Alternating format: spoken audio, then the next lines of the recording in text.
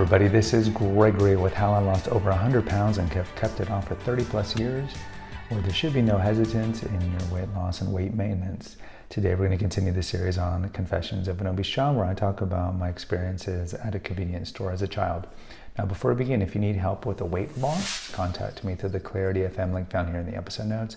Also check out my website. There's a link in the episode notes that has tons of articles and recipes that might be useful to you. Check out my podcast. And lastly, if you appreciate my content, there is a link for PayPal.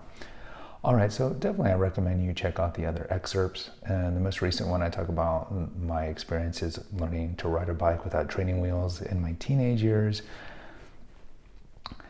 And I'll put banners in this episode for it. So now that I was able to ride my bike and get around, so my parents had to fix the bike because I was getting rashes and I couldn't ride a bike without training wheels until I was mid-teen years.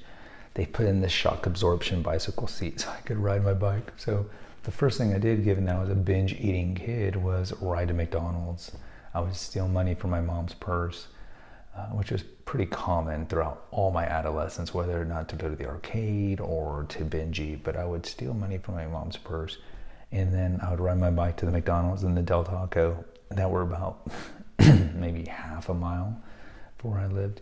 But the other experiences I had was having the bike did allow me to get around the neighborhood. I lived in suburban Houston, and so it was just kind of good to walk around or ride around and be curious and look around as the fat kid, because I didn't have any friends.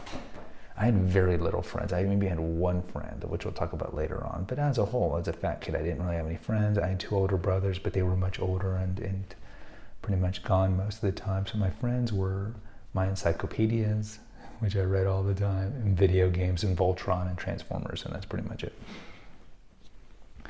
So there was a convenience store maybe a mile from where I lived, and I would go there because they would have two arcade games, and that was the closest access to arcade games. Now this is in the early 80s when we still had arcade games that were actually fun and people used them. It was at this time, the arcade or the home video game systems that we had were not ideal. We maybe had, this is like mid 80s, so maybe we had ColecoVision. This is right at the advent of Nintendo. We didn't have much going on, the older Ataris, the 5200s and so forth. So I would go to this convenience store to play arcade games and to just eat honey buns and so forth. But I was there enough where I struck up a conversation with the lady that worked there. And she was, I mean, in retrospect, she probably was in her mid 30s. And she was a smoker. She'd go outside and smoke. And this was a Circle K. You guys have Circle Ks in your area of the world. And so I'd strike up a conversation, and she befriended me. We befriended each other. And probably like a lot of workers at those types of places, if you've ever seen the old Kevin Smith movie Clerks, they don't really like their job. And so they'll do whatever it takes not to have to do their job. So we came up with this system where I did some of the menial work, and in exchange, she gave me free food. So what was some of the menial work? It was like mopping the floor, sweeping. When the alcohol shipments came, I'd be the one that would go and stock. To me, a convenience store was pretty cool. I'm like 12, 13 now. It's probably like 14 years old, 15. But it was kind of cool because I didn't know there's this back room, and you open the door and it's a whole walkway, behind the shelves where you put all the drinks. So to me, it was kind of cool being in this cold room. So I'd stock the alcohol, I'd stock the beer and some other things. And so in exchange, she's like, yeah, I have all the Slurpees you want. Because I guess Slurpees were not as regulated because it's just liquid. So there were certain foods she's just like, yeah, have at it. I don't care. Because I guess it was food that wasn't well tracked. So it wasn't like I could eat unlimited bags of Cheetos, but it was mostly stuff that was easy for, at the time, to like, oops, you drop it on the ground. Because back then, that's what we had, was the, oops, I dropped this hot dog on the ground.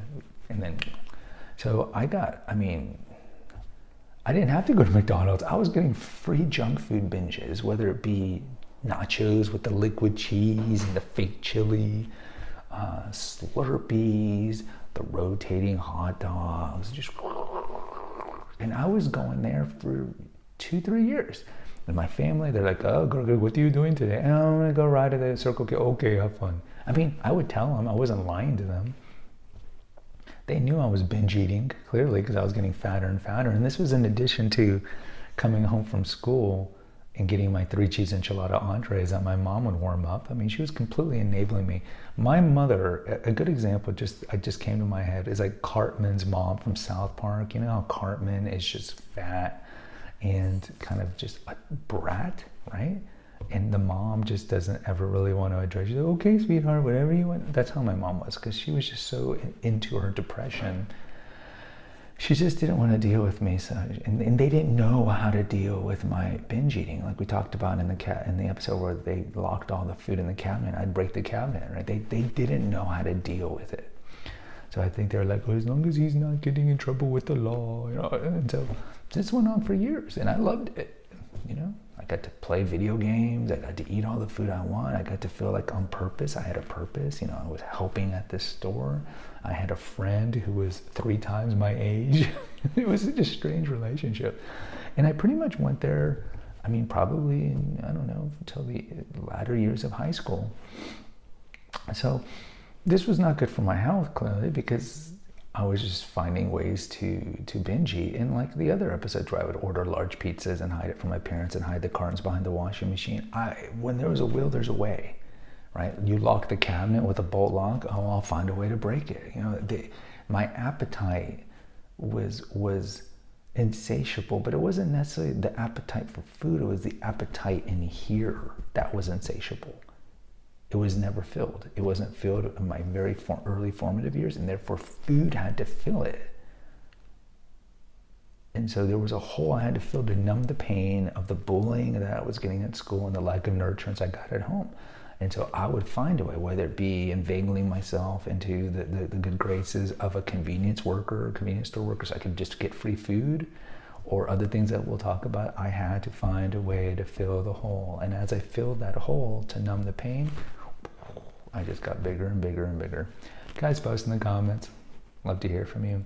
If you had a binge eating problem as a child, hit the notification, subscribe, and share with others. Until next time, take care. God bless and pray.